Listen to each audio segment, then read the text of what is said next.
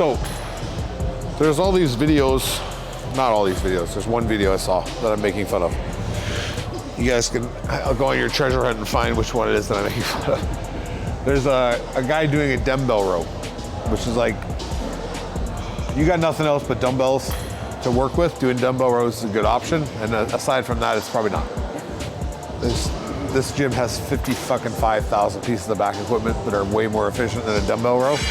But if it's your only option, or if you think you're hardcore because you do them, then keep doing them, right? But they're literally like, it's literally a lift and a movement that's very hard to isolate. One, because people don't understand where the tension is, and they don't understand, like, they take too wide of a base, they take too narrow of a base, they're prone to like pulling their shoulder back, almost like they're starting a lawnmower, like they're trying to just rip that fucking weight up no matter what happens. So this guy, like, there's already these problems with this lift. This guy, I don't know who he is, I'm not making fun of him, I'm just pointing out how fucking ridiculous it is. He created like a biometrics app, like a biomechanical, like a biometric app, where he made like points.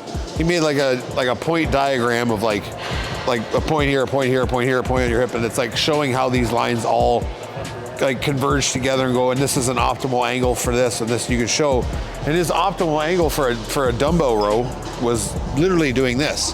He created this wide base, so he had this open stance. So this was a point of tension, the shoulder's a point of tension, and then the dumbbell is hanging in between these 2 points. So it's kind of like a canopy, like it's like a triangle going down like this.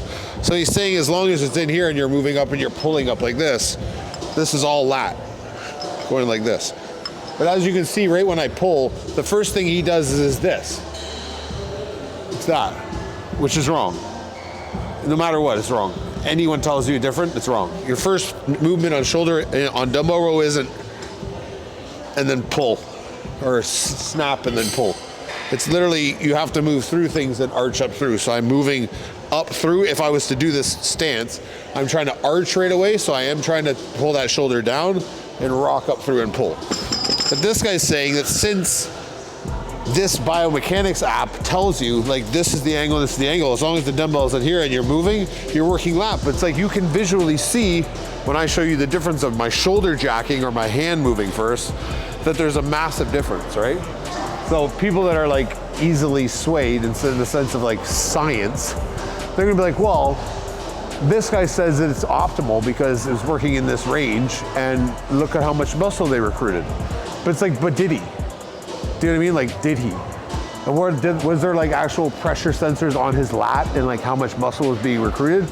Or is it just him, it was the most efficient way to move that weight from A to B? Yeah. Do you know what I mean? So someone watching that's like, oh, that's scientific. I saw like these lines and like this like stick figure guy moving optimally. So they'll do it, but they don't understand, like, you have to understand how the movement starts and where it begins. So if I take even the stance that he takes, this guy took a wide stance. So if I want to keep this wide stance, you guys like that, it's fine. Even if I want to keep this here, I still have to create tension off the ground so that all the weight's down here. So all my weight, everything I'm doing right now is postured on this hand forward and down in this 35-pound dumbbell. So it's all hanging on my hand down here. So you can see everything's relaxed around it. And my hip is up and my feet are stuck in the ground. So I'm postured here if I want to do this. When I go to move here, I have to pull from the ground. It's almost like I have to imagine there's a cord coming up into the dumbbell that I have to get that tension from the cord. So I have to pull slower out of here. I have to retract shoulder slow and roll up through.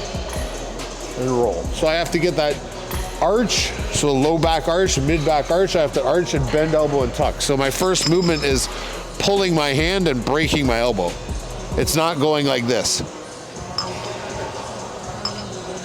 It's literally pull my hand, so I let my arm drive up, I let my shoulder drive up, I break elbow and slide hand. So it's that. So at no point does my shoulder jump. I'm always pulling back into my lat, right? It's easy to watch a video, especially when people make it look all fancy, and they're like, oh, well, so-and-so said this, and it's optimal, so I'm gonna do it. And then you turn around 6 months, a year later, and you're like, man, my back has not grown, but my traps and my rear delts are absolutely massive. I still have no back to speak of, right? So the reason why I kind of shit on dumbbell rows, I did them for a long time, but I also didn't have the equipment that's available nowadays, right? So there's machines in here that literally will hit your lat like butter. And you're sitting, and you're just fucking relaxing all day. You don't have to fucking contort yourself into this like fucking sprinter stance to like get this minuscule connection to my lat, right? Because even if we're doing these dumbbell rows correctly, as you can see, most guys don't understand that even if they're here, I'm at the bottom here, they're guarding so much here, so they're like this, that there's no tension anymore. They're trying to pull from tension that's right here, up again, or up again. So the tension doesn't drop like it can on like a cable or something where your chest supported, your arms can get pulled, right? How much water do you drink a day, and how important is hydration during training? I used to drink no fucking water because I fucking hated drinking water. I was dealing with some like red blood cell issues and hematocrit levels. My hemoglobin was high, like for all the fucking nerds out there. It was not good. So I found that when I'd hydrate more, it really helped kind of mitigate that issue I had. So I was hydrating. I don't drink a ton of water still. I probably drink like, on days that I box and I do sauna, probably around like 6-7 liters. Just because I'm purposely trying to rehydrate because I am doing sauna. And I'm sweating so much from boxing, I'm aware I need to like drink more. But like on an average day where I just train and maybe do cardio, I'll drink like 3-4. I make it a point of having a water bottle on me most of the time, so I like to just sip. And I know if I go through 3 of my bottles a day, I'm pretty good. But I just kind of get pissed off being overhydrated in a sense that I don't like pissing every 10 minutes. Like I don't like having to feel like I have to piss all day, like pull over to piss, like. So, and a lot of my water, I don't drink straight water a lot of the time. I very rarely drink straight water. I usually have electrolytes in it. And every water I drink has some type of flavoring in it because I can't stand the taste of fucking... What's your favorite flavor right now? Either the Kool-Aid grape or the Kool-Aid watermelon. I could have got racial for a minute. I was going to say like... I wasn't even trying to be... Block on the inside. Got that grape drink. Mio makes some good ones. Like Mio's got some weird ass flavors of like blueberry pomegranate and shit. And you're like, what the fuck is this flavor? It's just chemicals. I guess the Kool-Aid brings me back to like my childhood or something. I can remember drinking like jugs of it when I was younger, back in the hood. How do you avoid burnout during training? Burnout? I don't get burnt out. A fucking machine. No, I mean, someone said this in a Q&A I just put up. They're like, oh, I'm taking a whole, feeling burnt out and doing a whole deload week. I'm just taking a week off, right? And I was like, yeah, I mean, do that if you really feel like you need to. Like that can be really actually be beneficial to people. Like, especially people go like away on vacation. They just decide to take the time they're on vacation to like not work out and just relax their body and like come back, feel like injuries feel better, body feels smoother. But I would be wary of like doing like these extended time off things. I would be, and also be wary of like, is it you that's lazy or is it your body that's actually fucked up and needs a break? And you'll know the difference because like you being lazy is just like a mindset. You're like, I don't want to do it today. Oh, fucking like, and you're talking yourself out of things. That's being a bitch. You should go into the gym. But like if there's a nagging like, oh man, my fucking leg's still hurting me here, like my fucking shoulders, like I'm just gonna push through it though. It's like some days it might be a good idea to like give yourself a few days there, or at least a day,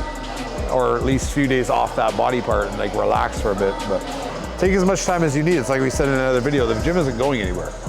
So, and you beating yourself into the ground isn't gonna make you better. There's people that are here working out 7 days a week for 3 hours. Between girls doing an hour of cardio and then they do an hour of butt and then they do fucking 25-30 minutes more cardio, and they're dumbfounded as to why they're not getting better, and their body's actually reversing and like getting worse because their cortisol levels are through the roof. You never relax. Your body never gets a chance to like get stressed and then calm back down and like acclimate to these stresses, right? It's redlining all the time. It's just like the whole time. You never chill the fuck out. Like I leave here every day at like on average anywhere between 3:30 and 5, depending on the day, okay? So I leave at that time. There's people when I leave that beat me here the next morning. So think about that. They're working out while I'm here and they're still working out when I leave.